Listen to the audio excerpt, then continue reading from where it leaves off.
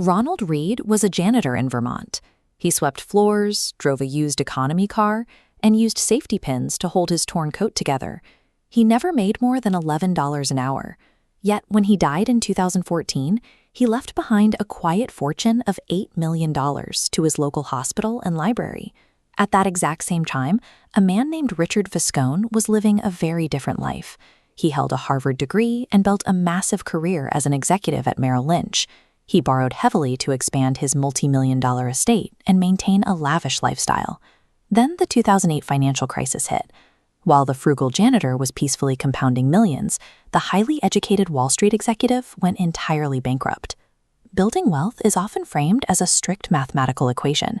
If it were, an $11 an hour janitor would have no path to outperforming a Merrill Lynch executive trained in the mechanics of finance. Personal behavior and emotional control drive financial outcomes more than raw intelligence or a mastery of spreadsheets. When we see someone make an irrational choice with their money, the immediate reaction is usually to assume they lack financial literacy, or worse, that they are simply unintelligent. But every financial decision a person makes complete sense to them at the exact moment they make it. Their choices are dictated by the specific historical and economic reality they grew up in. Imagine the psychological difference between two people. One was raised during the severe poverty and stock market collapse of the Great Depression. The other grew up surrounded by the booming, easy money of a 1990s bull market. A single dollar means something entirely different to each of them. Before we judge someone else's financial habits or beat ourselves up over our own, we have to acknowledge a simple truth. Our core mindset around money was programmed by environmental experiences we had absolutely no control over. We also have a deeply ingrained societal habit of equating visible spending with financial success. If someone drives past in an $80,000 luxury car, the universal assumption is that they are doing incredibly well. Being rich and being wealthy are distinct states. Being rich describes a high income or visible spending. Wealth is the money you intentionally choose not to spend. It is invisible by definition. This comparison shows the balance sheets behind two different lifestyles. On the left, an $80,000 luxury car sits next to a rapidly depleting bank account. On the right, the person driving an older economy car secretly holds $2 million in compounding index funds.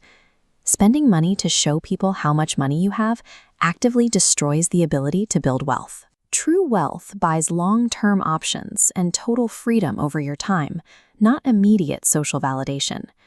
We idolize self-made billionaires and assume they had total control over their financial destinies.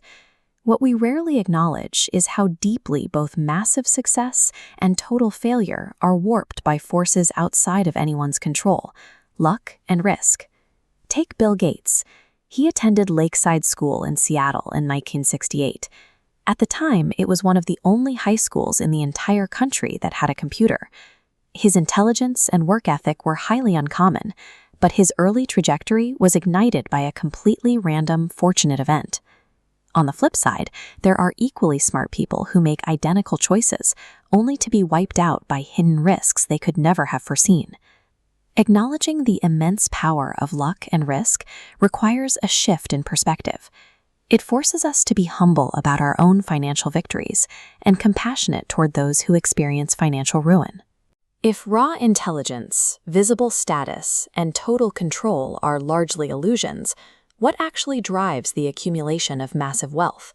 Warren Buffett provides the clearest answer. His net worth sits at over $100 billion, making him the ultimate case study in financial success. This chart maps Warren Buffett's net worth against his age, and it reveals something deeply counterintuitive. For the first several decades of his life, the line remains remarkably flat, staying close to the bottom of the graph. 97% of his immense wealth was accumulated after his 65th birthday. Watch what happens as the timeline crosses the age 65 marker. The wealth curve violently shoots upward. Buffett built this fortune by avoiding catastrophic risk and staying in the market long enough for compounding to do the heavy lifting. Investing becomes a game of attrition.